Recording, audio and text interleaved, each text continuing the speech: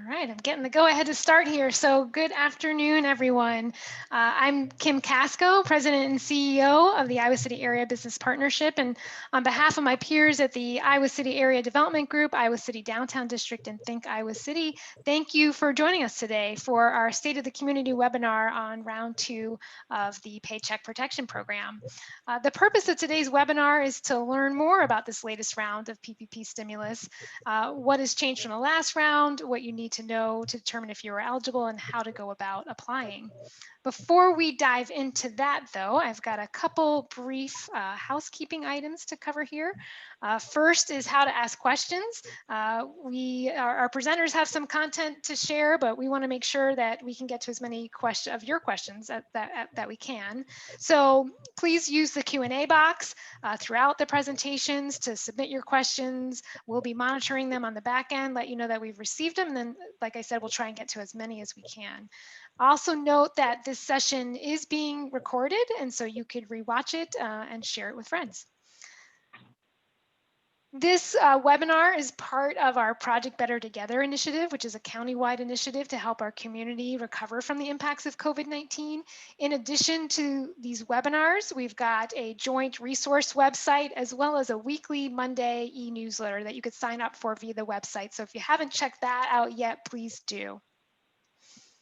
All right, now on to our panelists. We are lucky today with us to have some of our leaders who are going to step us through the PPP round 2 and talk about from the different roles that they play, how you can get connected to this great resource. So we've got with us today Jayne Armstrong, who's with the Iowa District Director of the Small Business Association. We've got Ying, who is founder and principal certified public accountant at Community CPA here in Coralville, and Jim Conard, who's the Eastern Iowa Market President at West Bank, also in Coralville. And so I'm going to have Jayne start us off here and talk about the program. And I'm going to advance this. Okay, great. Thank you. And just to correct the name, it's the Small Business Administration. We're not an association. Oh gosh, Jayne, I'm sorry about that. It's important for us at the SBA, but just so everybody knows, as a federal agency. So if you want to just jump ahead to, I'm going to just give an overview of some things and then add, I have a couple additional comments to get to. So we'll get through the first couple slides. Go ahead into the next one. So I wanted to mention that the critical to this is that everybody has a lending relationship. We always have emphasized that. And if you did get PPP in the first round in 2020, and you had a lender that you worked with, find out if that lender is participating in the second round. And if you need to find a lending relationship, there's a lot of resources that can help you, but we can help you navigate that through the SBA, or we can introduce you to Lender Match as well. So just wanted to share that. So we had a kind of a unique situation at the beginning because we had a lot of banks that normally don't participate in SBA or USDA financing. Maybe there's really small community banks across the state. And so we went from having 176 active banks to 450 banks participating in this program almost overnight that requested to do PPP loans. That was during the first round. We have a number of circumstances now that not every bank will be participating. It might be, we've been hearing from some that, geez, they did a large number of loans in the first round, that they don't have the capacity to do more, or some are saying that they're probably going to do a smaller amount than what they did before because they feel that some of their a lot of their small business customers aren't going to need it this time. So we're getting a mix of things, but we don't want anybody to be out there without a banking relationship. And we have close relationships with lenders across the state, but we don't want to, nor will we ever showcase one bank or show any favoritism to any, but we will give you some options in your area and try to help you navigate that. Keep in mind that some the lenders have the right to make their own decisions on how they're doing these loans, and in some cases they are not doing loans to PPP lending to non-customers for security. There's a lot of cybersecurity issues and security issues that go into this. So you may run into that too if you're looking for access to a lender and doing it for the first time. So go ahead to the next. I just wanted to kind of put that out there. So the program launched on January 11th, and there were a number of small businesses and nonprofits that were kind of left out in the I'm going to say the first. The program is now called First Draw and Second Draw loans. So when I refer to the first round, I'm talking about people that accessed it in 2020 before the program closed August 8th on 2020. So if there were businesses that were kind of left out that didn't have a banking relationship or didn't have all of their, and maybe needed a little bit more technical assistance to get across the finish line. And so they opened it up first to CDFIs, Community Development Finance Institutions, and CFIs, Minority Depository Institutions, and microlenders. And we are in a kind of a desert, to be quite honest. We're one of the states that has very limited infrastructure for this. So some states, they've just been sailing along and doing a lot of loans to underserved markets the first couple of days. There is money set aside under the appropriation that Congress did that is set aside specifically for these institutions to do lending to underserved markets, being primarily minority-owned businesses. And so we have 4 credit unions in Iowa that participate that are designated as CDFIs. And then we also have identified some national lenders, CDFIs, and that's Community Development Finance Institution under the Department of Treasury. That the CDFI programs, that we have some on the national level or regionally that are willing to do loans in the markets where we have some deserts or some finance deserts in those areas.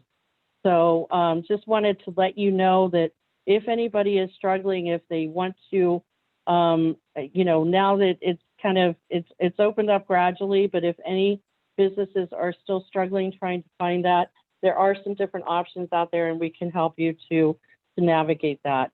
So then it opens up to those institutions for businesses that had previous loans under the first round, and they were coming in for a second PPP. And then Friday, it opened up to smaller institutions. And then just on Tuesday, it opened up to all lending institutions that wanted to participate. So that's where we are now. And I don't have a number on the number of lenders, banks, credit unions across the state that are participating, but a lot of the same lenders. So if we're going to be talking about first draw and second draw here, if you did not get a PPP already, then and you're looking, just I would contact the lender that you have a relationship with first, see if they're participating, and find out, make sure that you qualify and that you can apply through them. Otherwise, if you don't, there's a lot of lenders that are out there to do this, and all throughout the state, all throughout our communities. So I don't want anybody to walk away and say, geez, we couldn't find it, because it's out there and all of this is accessible to everybody. So just wanted to qualify that up front. So the program is closing on March 31st. I'm going to put this caveat out there. We just went through a transition of federal administrations yesterday. That could always change. I don't know for sure, if they will make any changes to anything, but there could very well be some additional things coming out or some changes to some of this as we get the new people in. Literally, all of the Schedule C political appointees left yesterday, and we're waiting on the new administration appointees to come in and for our administrator to be confirmed. But there's likely to be some add-ons or some changes to some programs, just to put that out there. Okay, the next slide, we'll get into this a little bit more. So, as I mentioned, the program closed, I said August 3rd, August 9th, when it ended, and then some of our other additional programs closed at the end of the fiscal year, and we just had this legislation passed. It's not going to be as crazy as last time where there were so many changes coming out, but there will be, because as I mentioned, this probably wasn't the best time to pass this. It really kind of wish we had it a couple months ago, but it is what it is. And we're dealing with the personnel change and administration change right now. So it's probably going to be a little bit chaotic that we're going to see on our end. But I just wanted to let you know that. So for anybody who's eligible, so I'm going to get into this on a couple more slides, but they have made some changes from what they did in the first round to the second round. This legislation is much more detailed and a little bit more complicated than the earlier round. They have added additional entities that can participate in PPP, including destination marketing organizations. That would be like convention and visitors bureaus, as an example. Media, as long as they meet the size standards or and I'll get into that a little bit, but they've added media and also 501c6s, as long as they qualify under the lobbying requirements. So Kim, for example, some of the chambers and some groups like that are under the 501c6 designation would be eligible now. So they also have covered, it's still a 60-40% split on what's eligible under PPP, 60% has to be dedicated to payroll, and 40% before was the utilities and expenses like that. They have expanded that now, where you can qualify if you've had any changes or any expenses related to adapting your business to COVID-related changes. For example, if I was a restaurant and I was putting in some space heaters, or had to bring in consultant to adapt my facility to be within the CDC guidelines or within the state guidelines for COVID. They also, if there were any damages and renovations related to property damage, related to any unrest over the summer with any of the protests, or any property damage, those can be covered under this as well. Borrowers can now select either an 8 or 24-week period, and in some cases there will be where they can expand or request an increase in the original PPP amount. So again, it ends on March 31st. This is the deal. We don't think there's going to be a run on the money. At least we're not seeing that, for a variety of different reasons. It's not going to be like last time where, we did more loans in the first 2 weeks of the program than SBA had done in the previous 14 years combined with all of our programs. They have limited the size of the loans It's no longer a $10 million loan. It's maxed out at $2 million. So, and they've also changed the size standard to where you have to have 300 or less employees. So all the add-on organization or industry sectors that were added into the program, that is now going to, it's going to lessen, you know, it's going to decrease the number of people that are eligible for this. So we don't think there's going to be a run on the money. Doesn't mean I would not wait until March 31st to apply, but I don't think everybody needs to be all panicking, thinking that you've got to get in there in the first couple of days to get the money. I just want to make sure everybody's calm about that. Anyhow, I mean, that could change, of course. I think we did $6 billion. Anyhow, with the applications, I'm not good on the numbers right now on what we did the first week since this came out. So Kim, could you go ahead to the next slide? And so they've added housing cooperatives, destination marketing organizations. I've already covered this, and the eligible news organizations.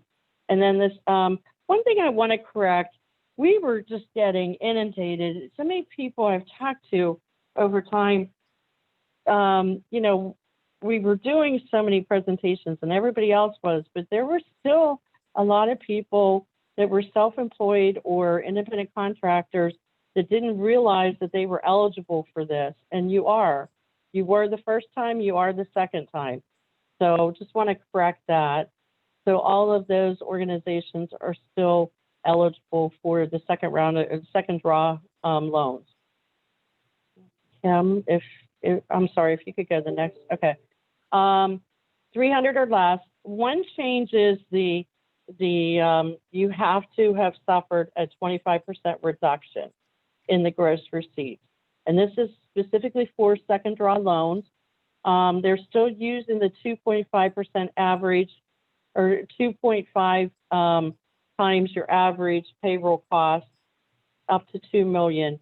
And if you're in the accommodation food services sector, and that specific industry code or the NAICS code of 72, you can actually, they are allowed to use the 3.5 times average on the payroll cost to determine the amount of their PPP loan.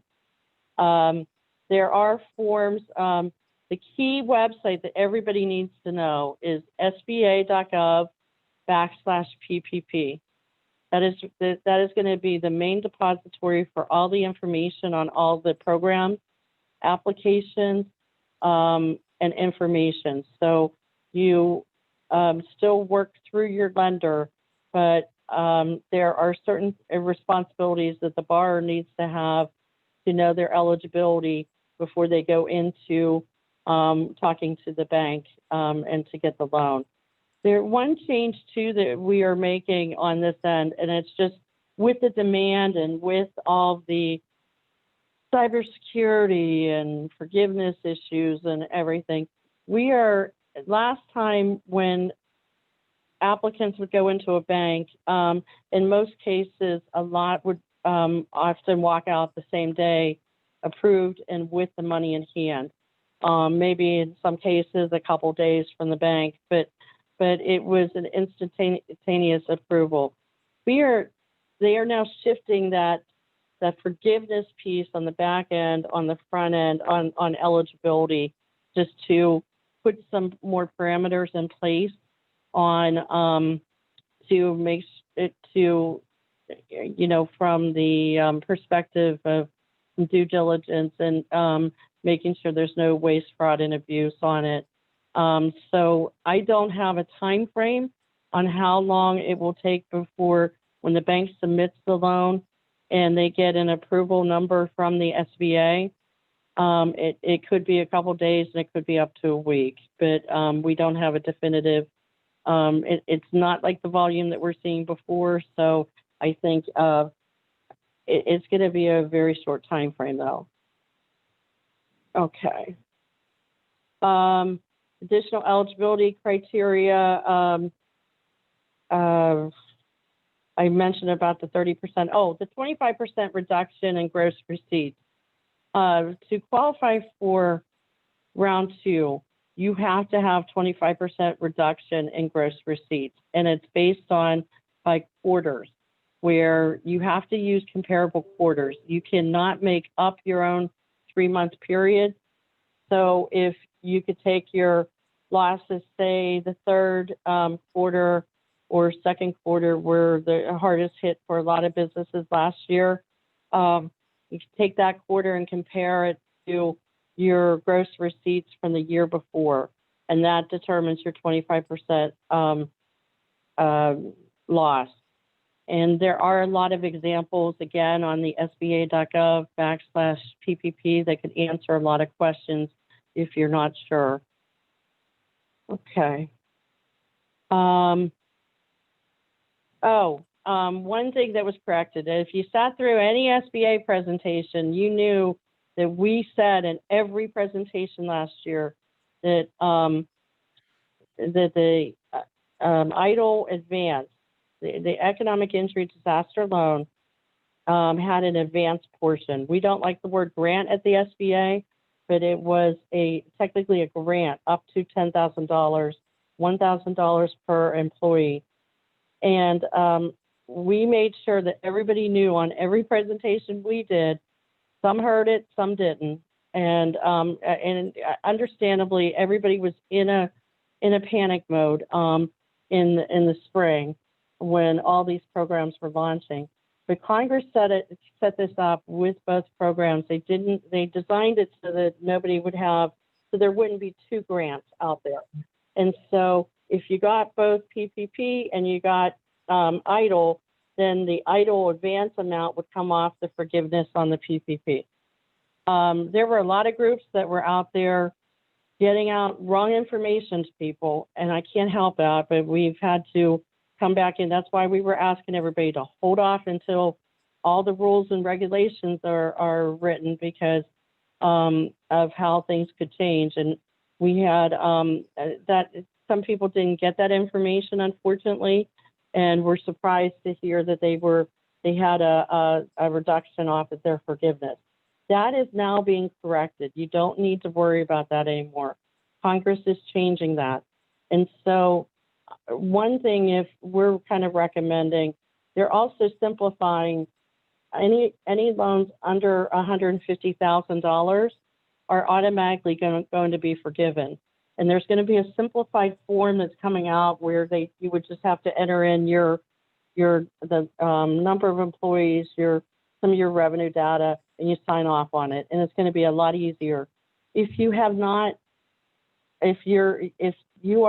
a smaller loan like that and you have not submitted for forgiveness, I don't know when it's coming out, but it should be out in the next couple of days or within a week. And I would just recommend that you might want to hold off and make it easier so we don't have to backtrack and do this all over. But if anybody had any costs with it or any already paid something out, whether it's a lender or the borrower, you will be made whole. However, this is one of the caveats too. I don't know. We don't have the details yet on that. That's the next piece of the program that we're supposed to be getting. But we don't have details, but everybody will be made whole if you had your the advance taken off previously. So just wanted to make sure that was out there. Let me see. Also, too, could you go back to that last? It's not taxable income, the PPP loans, and the expenses paid with the PPP loan funds are now tax deductible. Please do not. The SBA cannot answer your questions on that. We're already inundated with about 1,000 emails a day each, responding to things. We can't answer IRS questions or the tax questions, or Ying Saw's on there. Ying, you can help them with that with your clients, but that is not, we cannot answer specific IRS questions.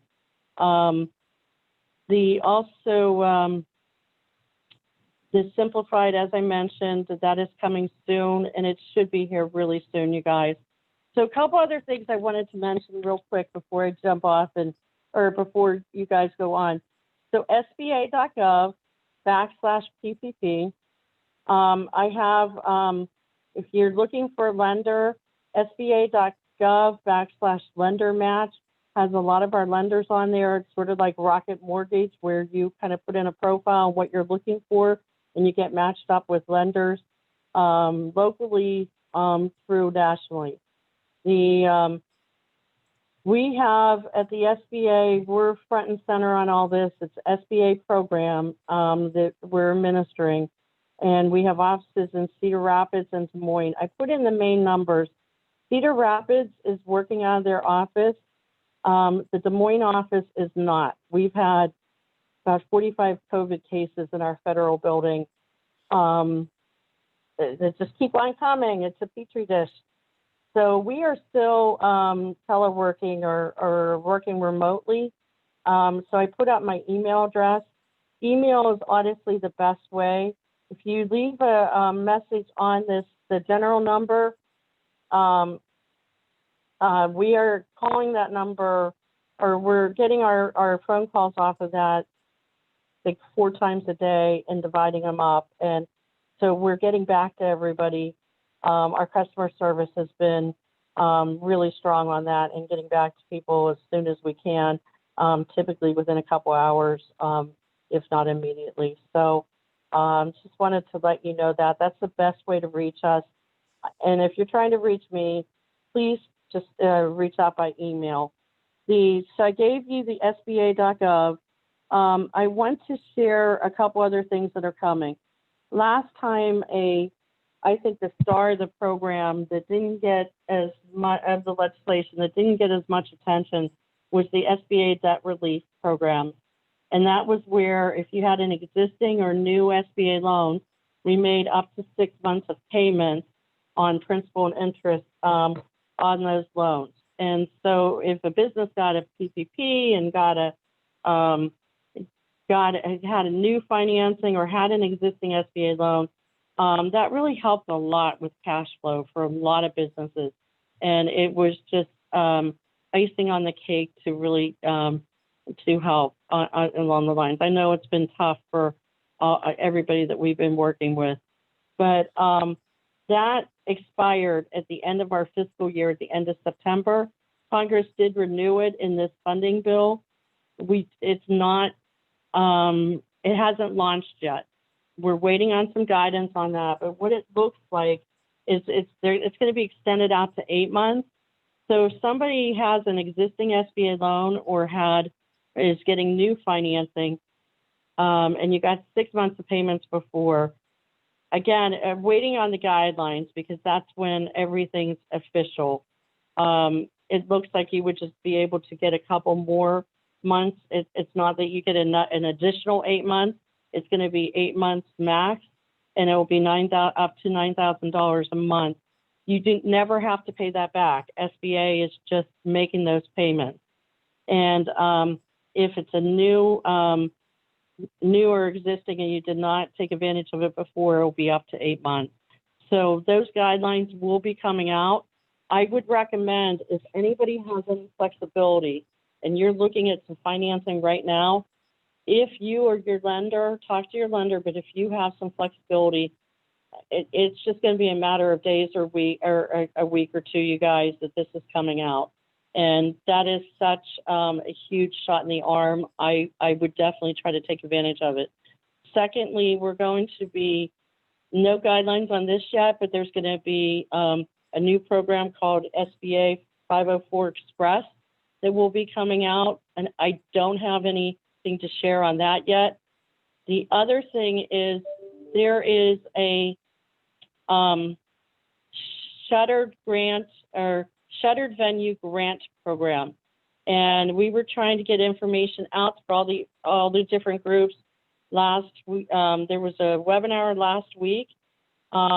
This is going to be a very popular program, you guys, because it's a grant, and it's up to $10 million, and it's targeting things like movie theaters, performing arts theaters, anything with live venue acts. If you have you have acts coming in all the time. It could be a museum or zoos. There's a lot that qualifies under it. There was an initial, the program has not launched yet. The guidelines are not out yet. It's again coming very soon. But there was an introductory webinar last week that got sold out very quickly all across the country because there was so much demand for it. So they reached their capacity. It's on the SBA YouTube channel. If you go to youtube.sba for Small Business Administration.gov and look for the sheltered venue operating grant, it's like a short, I think it's like 25 minutes or something. That kind of gives some details on the program, what we have so far. So we want to make sure everybody's prepared for that. It's going to roll out in tiers based on losses. So the hardest hit will have the first week or 2 weeks to, I think it's a week to apply, and then it rolls out to another tier, and then another tier, and then then on the third tier it will open up to everybody. But the intent is the hardest hit, I think, with like 90% losses and things like that. So those will be capped at $10 million, but there's a formula that you figure out your revenue loss and how much you would qualify for. But that is a grant, it's not a loan. And if I am an eligible business or nonprofit applying for that, I cannot apply, you cannot apply for a round 2 PPP, or I'm sorry, a second draw PPP. Many of the applicants will already have had a PPP from 2020, but you cannot get the grant money and a PPP this time. It's one or the other. So I think I covered, I'm sorry, I kind of went through quick, but wanted to make sure I got everything in and that we needed to cover on our end. Oh, and if you're not sure on the shelter grant, on any questions that you have now, if your business totally qualifies or your organization has some questions, svog@sba.gov is an email address that people can send questions. But otherwise, I really encourage you, if you didn't get on the webinar last week, to at least watch the webinar to learn more about that program, and it will be coming out shortly. Thank you, Jayne, for that really comprehensive overview of not just PPP, but all these other great programs you have. I'm grateful to you and your team and all the work you're doing to get this stuff out quickly. I can't imagine how challenging it must be. You know, it's such a big program, many moving parts, and especially with the change in administration. So thank you to you and your team. Absolutely. So you guys being in Iowa City, you can work either with our district office in Des Moines, our main office, or our branch office with Joe Eckert up in Cedar Rapids. But and just between us, we'll get answers that you need to help you navigate where to go for things. Okay. Great. Thank you, Jayne. And I'm going to have Ying and Jim here make a couple comments, and then I see that some questions have come in, and so I'll just take a look at those while Ying and Jim is talking here, and then we'll get those answered. But Ying, I thought I'd turn to you first, since Jayne talked about the IRS and taxes and how there are certain things in the this new round of PPP that address that. So I was hoping you could maybe speak to that a little bit more, as well as from a CPA standpoint. How are you working with your businesses to apply for the program, and what are some tips that you might have?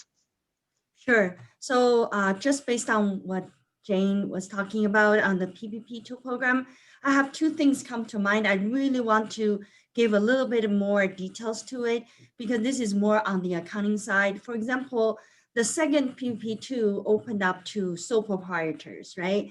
So that is obviously the people who receives 1099 pay stub is not a W-2, it's 1099. So you bring that to your 1040 and you're filing tax return on that, and you are a sole proprietor. So remember Jayne said that the eligibility was 25% of economic loss you have.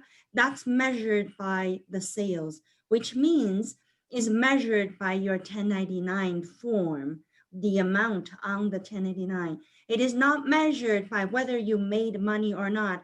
In the PPP one, and people will say that, well, I'm not eligible because I have a loss, I don't have a profit.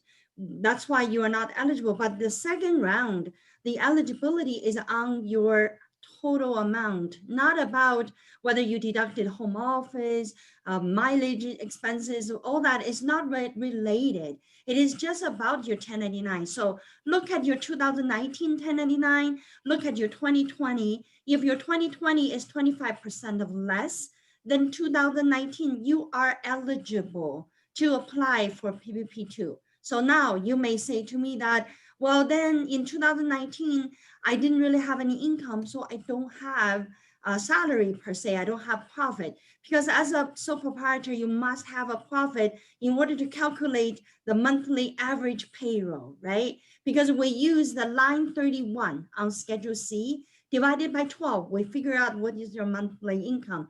But what if in 2019 you have a loss? 2020, we just finished 2020. Even though you had less sales, your 1099 is short, but your profit was more. That is very possible because a lot of restaurants are that way. Their sales dropped, but because they don't have employees anymore, owners are there cooking, delivering, so they actually has profit. So those profit on line 31, you use that to apply for PPP2. So I want to mention that is really, really important. Don't get confused with the profit versus sales. The eligibility is by total sales. And the calculation of monthly payroll, that is by your profit. So say you have $24,000 profit, that means you can apply for PPP by dividing 12. So that will give you what? $1,200 a month times 2.5. If it is restaurant, hotel, and the Airbnb, stuff like that, then you times 3.5, right? So I want to point out that, and it's really important. And the other thing I want to mention is the forgiveness amount from the PPP first round. And people ask me, because in accounting, you got money, you increase your bank deposit, then the credit goes to income. So now the PPP one is not income.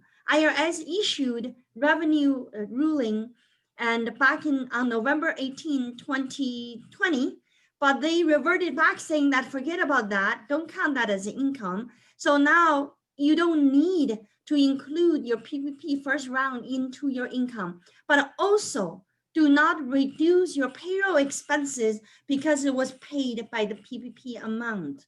So you just going to pretend that PPP dollar is not even existed on your book.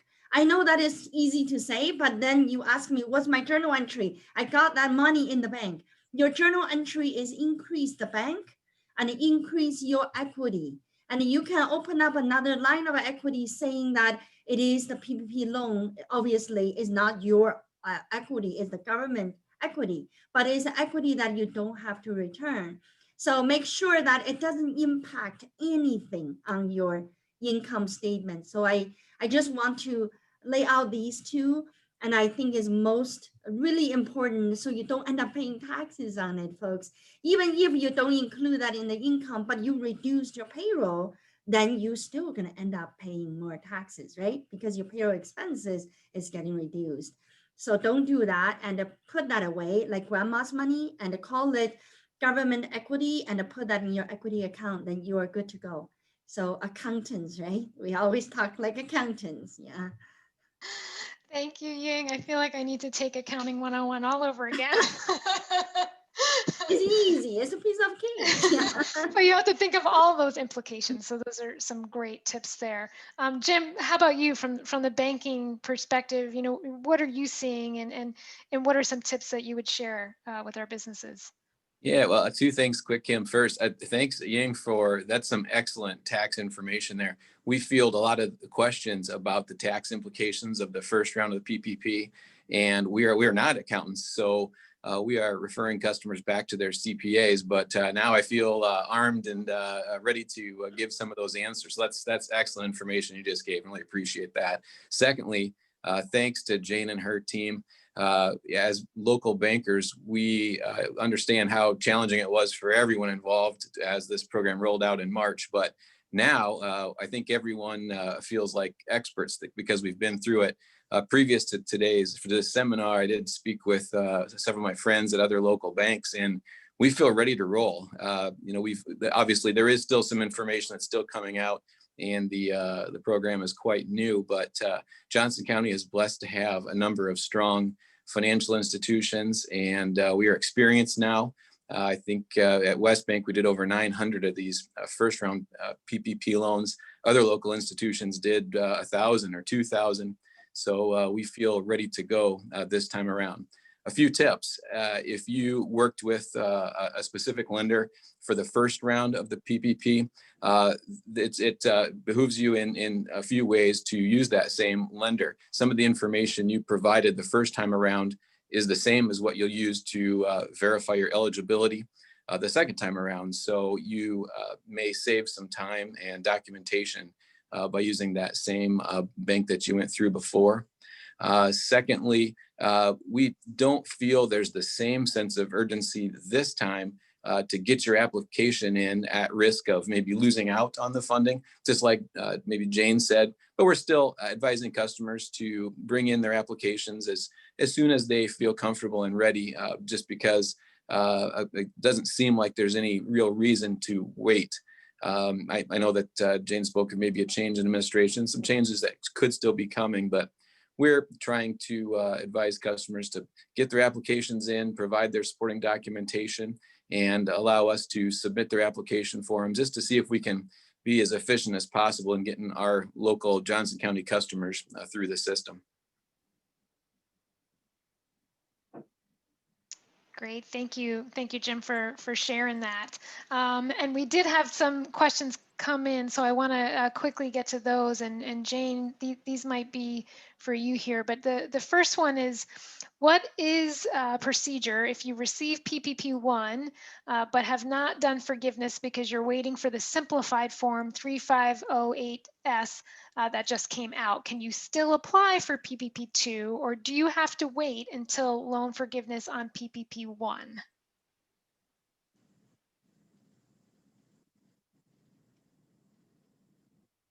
Jayne, are you still with us there? Maybe he didn't hear. Oh, Jayne is muted. I don't know if I don't think I can unmute Jayne. Actually, just try to answer that question. We have a lot of Can you hear me? Oh, Can you hear me? Yeah. Okay, I unmuted myself for whatever reason. It converted back to that. So you can apply for, yes, you can go ahead and apply for the second one. You just have to make sure that the round one was dispersed, and or I'm sorry, if you had a previous PPP that was dispersed and the money was spent. Okay, good. Second question is, are DHS monthly stipends count as income for the second round PPP? Do our DHS monthly stipends count as income for the second round PPP? I'm not sure. Can the person that's asking that, why don't we pull some questions that I can't answer immediately off the top of my head, and I will get answers for you, Kim, that you can get out to everybody who was on the call. Sure, I could do that. I'll send that your way. Okay. I want to make sure I'm accurate on that. Next question is, if you qualify for more than 150,000, can you opt to cap at that limit voluntarily? Yeah, you can work with your banker on that. Have you seen that at the bank as far as businesses that want to cap that off or keep it with it under 150? No, I have go ahead. seen, yeah, I have seen banks doing that, cap that off. And even though the recipient qualifies for more. I mean, I don't want anybody to, if you qualify for more, this program's designed so that all the loans are forgiven. It's just trying to, they put it as the 150,000. Congress is trying to just make it easier for everybody as far as simplified.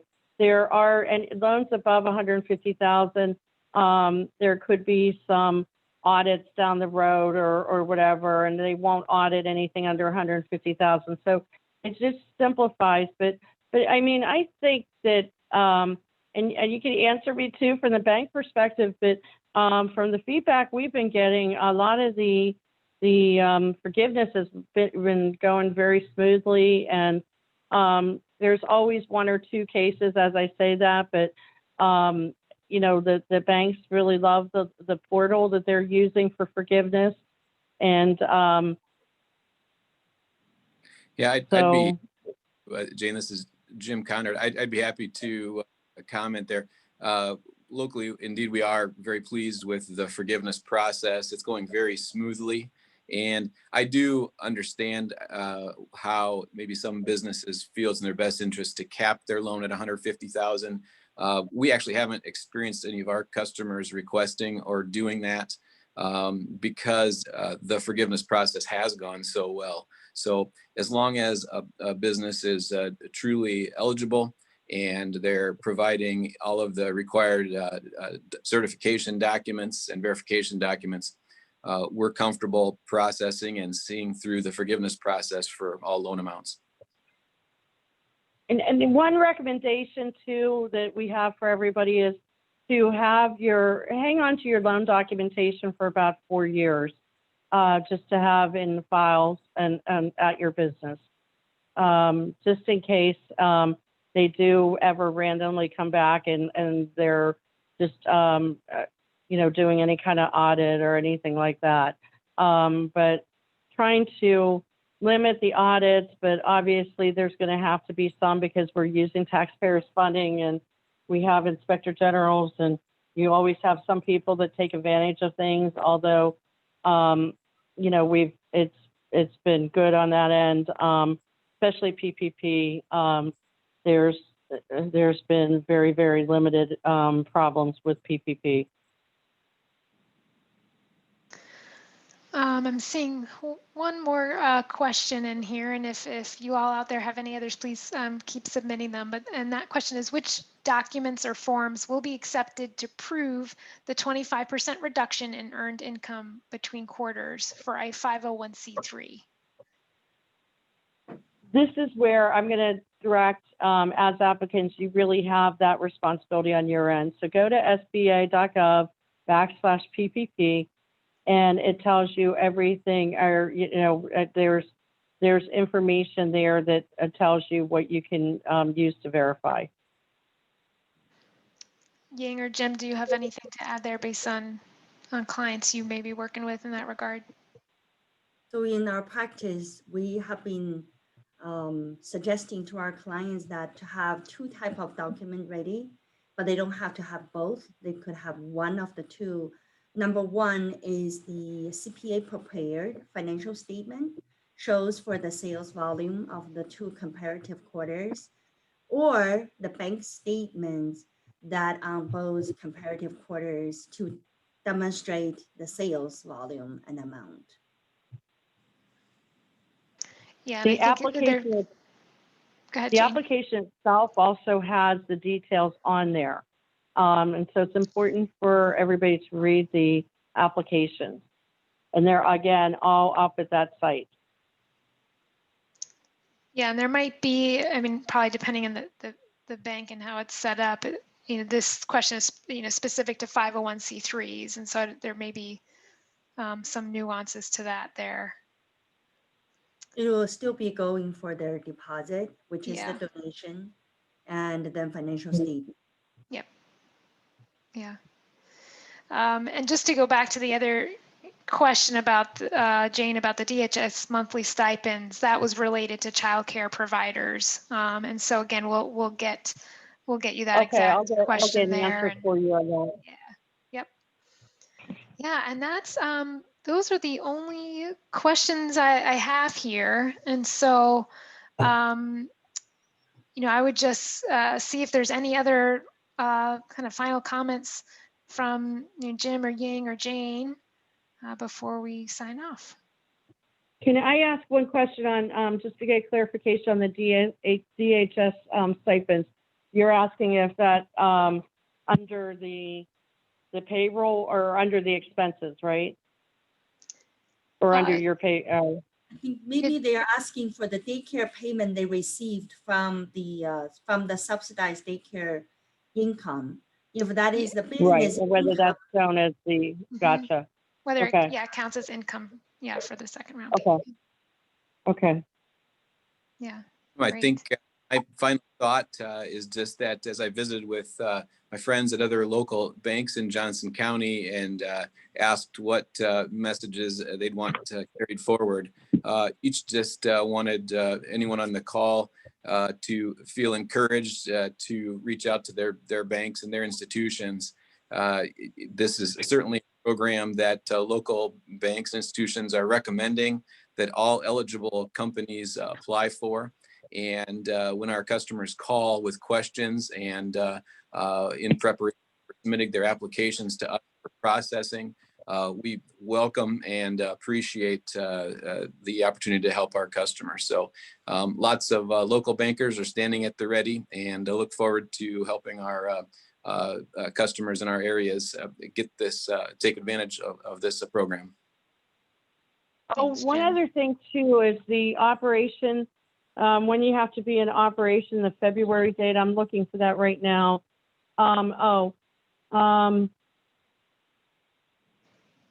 February the 15th. 15th, yeah. The February, oh geez, I'm sorry. I'm trying to really quickly want to make sure I'm accurate on the date. On when you have to, what it says that you have to be in business by February 15th, 2020 or operational. We're getting a lot of restaurant questions on what does operational mean since the shutdown. And we were back and forth on this with the eligibility last time. And we believe that the eligibility, that the questions or the answer is still going to be the same as it was in round one, that you really have to be operating and generating or generating income and the receipts to be considered operational. So if I was a restaurant and I just opened, but I mean, I haven't officially opened my doors and I'm not serving, it has to be the February 15th date. We have asked for very specific guidelines or direction on that. And I brought it up to our former administrator on Friday. We do not have an answer on that yet, but we're trying to get a quick answer out to everybody. But a lot of the shutdowns didn't occur until I think it was like around March 17th. So it's going to be very hard to get that qualified because they didn't have the February operations weren't affected by shutdowns. So just wanted to kind of let you know that. Thanks, Jayne, for clarifying that. And then we had just one other quick question come in here. Can you still apply as an owner/operator if you no longer have employees? So I'm reading that as they maybe had employees last year, but no longer have. So they will be classified as either sole proprietor, or if it is S Corp, you are the employee shareholder.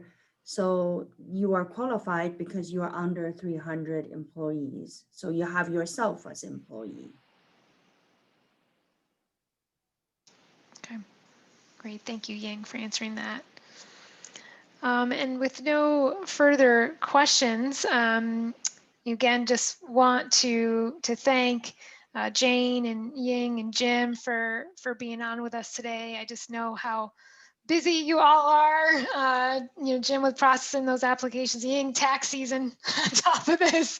And so, and again, Jayne, to you and your team, thank you for all this work administering it. And so, so thank you, and thank you to all of you for being on the call today. We hope that this was helpful. And again, there's a lot of resources there. Please reach out if you need the help. So I hope everyone has a good rest of their day, and thank you for being with us. Thank you. Thank you, Jayne. Thank you, Kim. Bye, Jim.